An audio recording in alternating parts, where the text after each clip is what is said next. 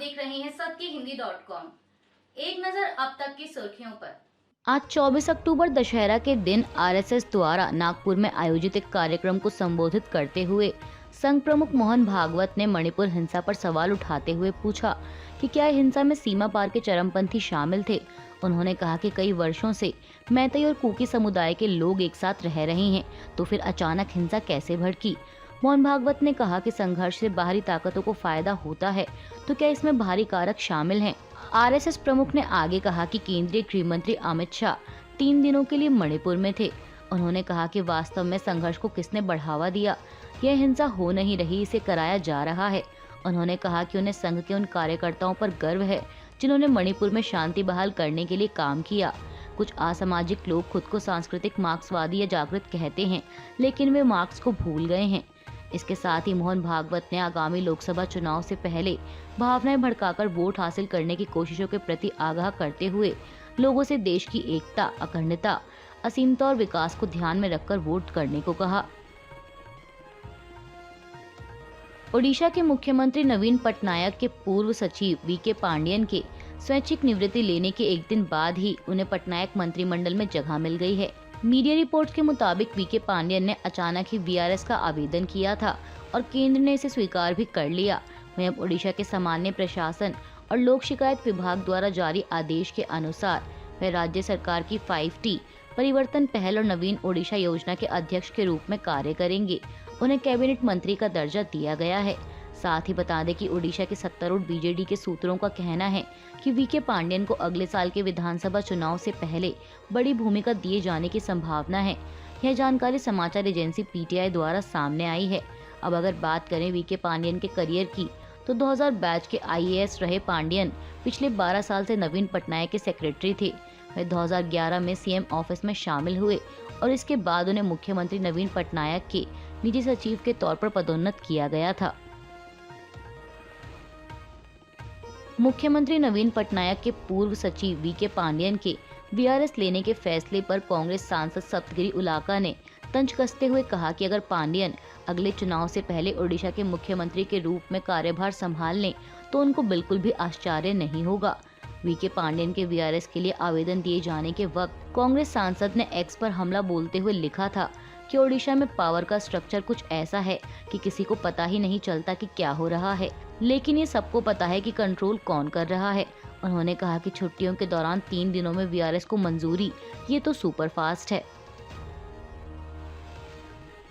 देश के 5 राज्यों में होने वाले विधानसभा चुनाव के लिए सभी राजनीतिक दल अपनी रणनीतियां तैयार करने में जुटे हुए हैं। इस बीच खबर है कि मिजोरम के मुख्यमंत्री जोरमथंगा ने कहा है कि उनका बीजेपी के साथ सहानुभूति रखना पार्टी के लिए अच्छा नहीं होगा। बता दें कि मुख्यमंत्री जोरमथंगा का यह बयान प्रधानमंत्री मोदी के 30 अक्टूबर को होने वाले मिजोरम के संभावित दौरे से पहले आया है।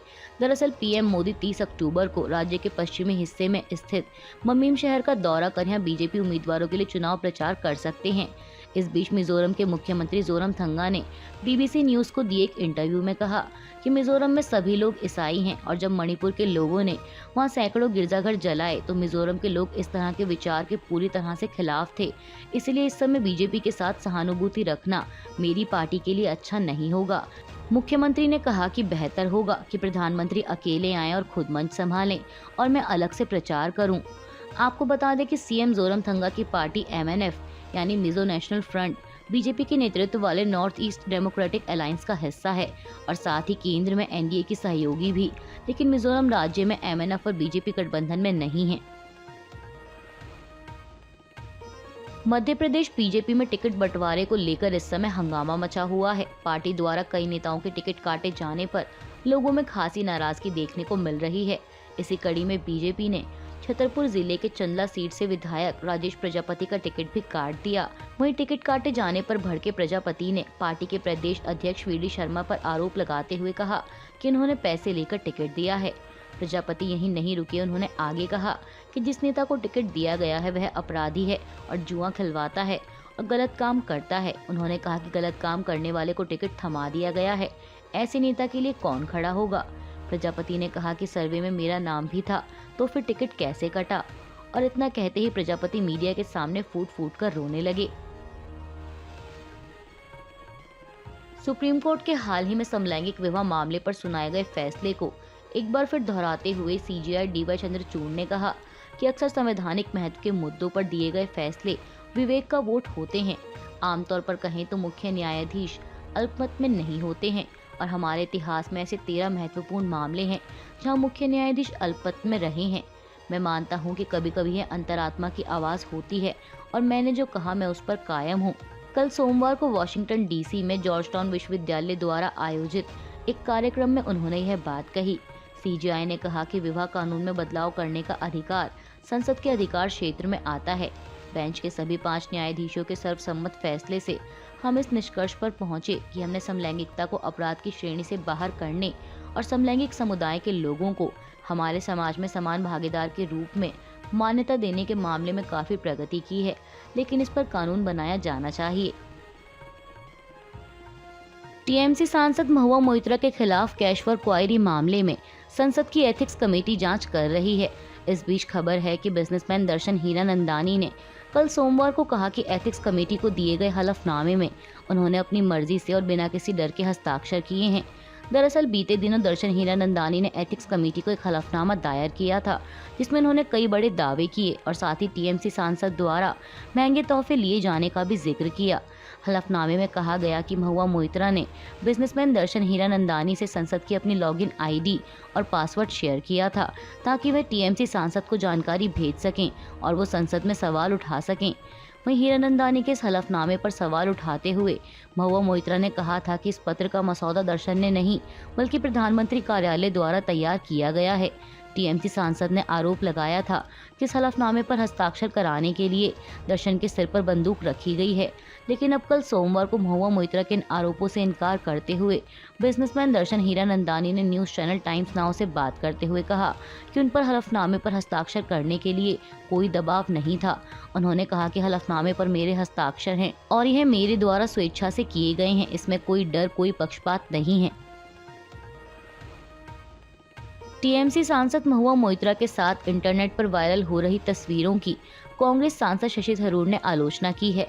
उन्होंने इसे ओछी राजनीति करार देते हुए केरल में पत्रकारों से बातचीत के दौरान कहा कि इन तस्वीरों को जानबूझकर क्रॉप करके इनका दुरुपयोग किया गया है। कांग्रेस सांसद ने बताया कि यह तस्वीरें महुआ मोइत्रा के बर्थडे पार्टी की हैं। उन्होंने कहा कि यह उस बच्ची के जन्मदिन की पार्टी थी। खैर वह बच्ची नहीं है, लेकिन मेरे लिए वह बच्ची जैसी ही है। वह सांसद मुझसे करीब 20 साल छोटी है। थरूर ने कहा कि यह उनकी जन्मदिन की पार्टी थी जिसमें मेरी बहन सहित लगभग 15 लोग शामिल हुए थे, लेकिन पूरी तस्वीर दिखाने की बजाय वे इसे काटकर वायरल कर रहे हैं। वे इसे एक निजी बैठक के रूप में फैला रहे हैं। दरअसल 15 अक्टूबर को टीएमसी सांसद महुआ मोइत्रा की कुछ निजी तस्वीरें सोशल मीडिया पर वायरल हुई थी। इसमें से एक तस्वीर कांग्रेस सांसद शशि थरूर के साथ डिनर करते हुए भी सामने आई थी। वहीं अब इस तस्वीर को लेकर शशि थरूर का यह बयान सामने आया है। अभी के लिए बस इतना ही। बाकी की खबरों के लिए जुड़े रहिए सत्य हिंदी.com के साथ।